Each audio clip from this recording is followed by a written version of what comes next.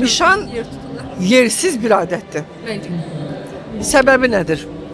Əgər bu nişan doğruçudursa, bu üzük doğrudursa, bəs nə üçün onda biz nişanlı cütlüyün əlindən üzüyünü alırıq, zaksda təzədən yerinə qoyuruq və təzədən dedik üzüklərinizi dəyişin. Bunu 7 ayda taxır da bu qız. Saxta, Çok güzel. məntiqsiz adətlərimizi çıxardın sıradan. Danıştıkça ben özüm çok analiz ettim. Hakikaten doğru söylüyorsun. Nə əlaqə? Nigahda taxırsınız, bir dəfə taxırsınız bu üzüyü, 100 dəfə bunu çıxartmırsınız. Evet. Bu üzük bu barmağa girdisə, bu orada qalmalıdır. Da bu oyuncaq deyil, bu nişandır. Nişan. Və o hər üzüyü var ha, hər üzüyü. O elə onsuz da nişandır da. Ay sağ ol.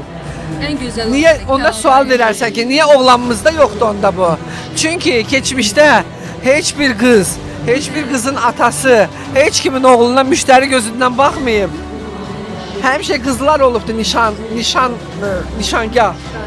Nişangah. Ona görə qızı bətləyiblər ki, oğlan azad, onu onsuz da heç bir qadın, heç bir ev özünə sığışdırıb deməz ki, filan kəsin oğlu, gəl mənim qızımı al. Düzdür? O səbəbdən oğlana hər üzüyü taxılmır.